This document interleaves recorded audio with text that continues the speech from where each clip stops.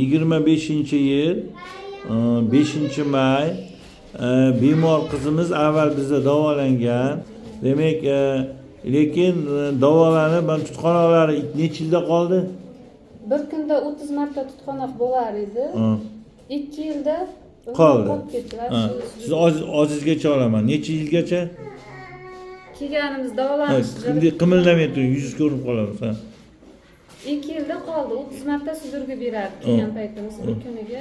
Hozir sudurgi yo'q. Yildan beri umuman sudurgi bergan. Sudurgi yo'q. 2,5 yil. Dori ham ichkizmayapsiz. Keyin o'zingiz vrachingiz aytdiki, o'zingizni ko'rsatib qo'ymaydi. Balog'at yoshi. Balog'at yoshda qo'zib qoladi. Xo'p, endi shu yerda mana bu ko'pchilikda shunaqa savol kelib chiqyapti. Mana doktor tutqanoq dorilarni chiqarib yuboryapsiz deyapti. Haqiqatda chiqarib yuboryapman. Kimi 3 yilda, kimi 5 yilda, lekin miyasini yo'qlarni chiqarmayapman. Ular 1 ming ichadi. Endi shularni chiqarib olgandan keyin qanaqa parvarish qilish kerak deyapti. Qanaqa parvarish qilish kerakligi shifo talabini berganman. 24 ta punkti bor. Lekin chiqqandan keyin ketonoviy diyeta degan diyeta bor, lekin o'sha diyetaga o'xshash ovqatlar beriladi. Nima kiradi bunga? Albatta ketonoviy diyeta qilish kerakmi? Yo'q, uni qilsangiz jigar bilan o'tni o'tkazib qo'yasiz va oshqozon suvingizni quritib qo'yasiz. Shuning uchun ketonoviy diyeta qilmasdan nima qo'y yog'i, qo'y go'shti, umuman go'sht shashli shaklida, sho'rva shaklida dimlab beraverasiz.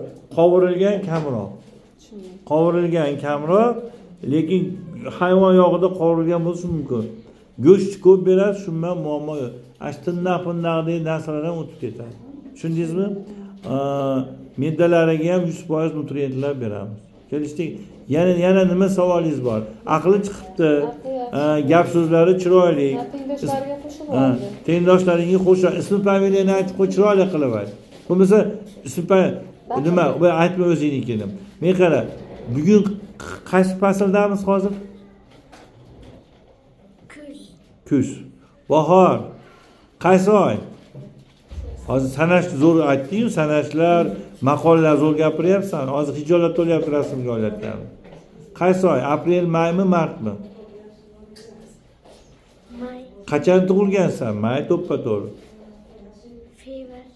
Fevralda tug'ilgansan. Nechinchi fevral? 9-fevral. Men 9-mayda tug'ilganman. 6-mayga deb nima yozgan? Anaqa. Tushunding-a? Yana boshqa gapingiz bormi? Savollar yo'q. Xo'p, Alloh shifosini bersin. Rahmat aytganingiz uchun men ham sizga demak rahmatlar aytib xursand. Qayda ayingiz? Turkiyada ayam. Rahmat. Turkiyada ayingizga biz ham duo qilib qo'yamiz. Kelishdik, rahmat. Rahmat.